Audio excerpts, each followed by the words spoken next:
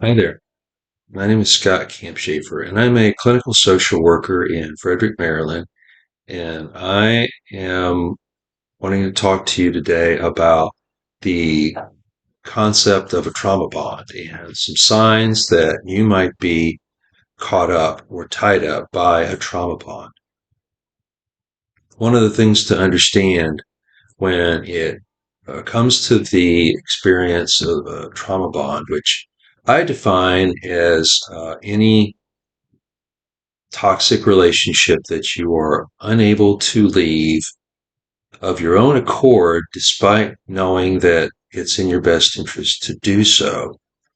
These relationships are extremely common, and the groundwork for these gets set up in experiences in childhood where we may have witnessed one of our parents being abused by another caregiver and them somehow acting in a way where they uh, continued to be loyal to that caregiver or that partner, despite all of the signs pointing to them needing to leave or end the relationship. So this often gets modeled for us when we're growing up, and it gets repeated in our own lives unless there's been an intervention to keep it from repeating itself. So and there are at least three signs for when you are caught up in a trauma bond. The first of those is that you can't leave despite knowing that, you should. It's in your best interest to leave the relationship. There's been innumerable incidents of either physical or emotional mental abuse, and despite your love and affection for the person, you get up the next day and could literally feel sick at your stomach. I mean, there's an old analogy that goes back a number of years to a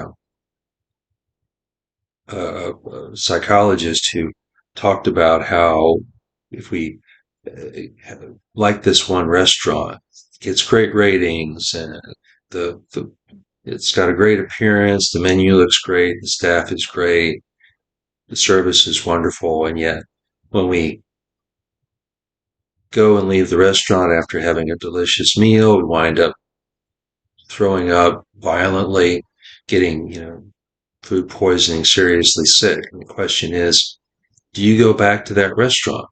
And most people would say, obviously not. And yet the person who's caught up in the trauma bond would keep going back for more. And perhaps at some level, they feel like they deserve the abuse and the treatment that they get from the partner, even though nothing could be further from the truth. So that can be the way a trauma bond can operate, even though it's probably not even as good as that restaurant I was just talking about. And right when you're about to order, you wind up getting bludgeoned by the wait staff and kicked out the door.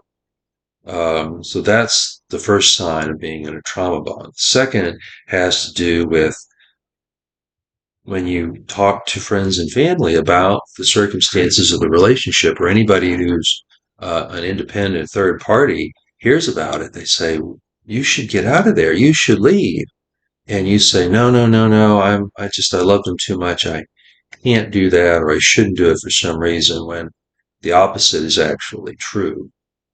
And then the third sign has to do with just what I was exhibiting right there, or mentioning right then and there, is there's some level of denial or minimization or feeling that you might need to protect your partner.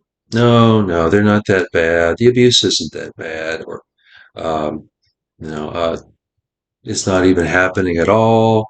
They actually really love me, and this is just a strange way of showing it, or that I'm somehow need to be with them so something worse doesn't wind up happening. What about the kids? There's all kinds of considerations that become excuses for not taking action. And you may have reacted when you heard me throw some of those examples out. Of course, anybody would leave, and yet the person who's caught up in the trauma bond is unable to have any kind of objectivity about the situation at all.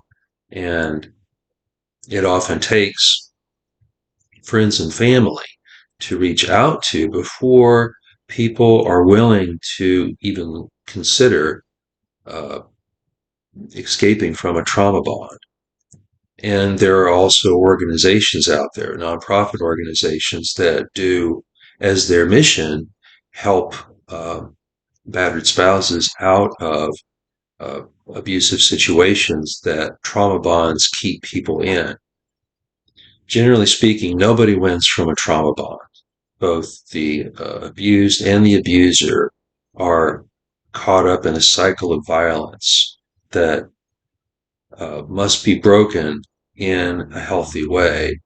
And if it's not broken in a healthy way by one of the partners leaving or ending the relationship, then unhealthy means can go as far as murder, suicide, both, and those are the absolute worst case scenarios that everyone needs to avoid. So if you're someone who's caught up in a trauma bond situation, I encourage you to reach out to a trusted friend, family member. If you need professional help, you can call me and or fill out the form at the bottom of the page, and I can let you know whether your situation is one I can help you with.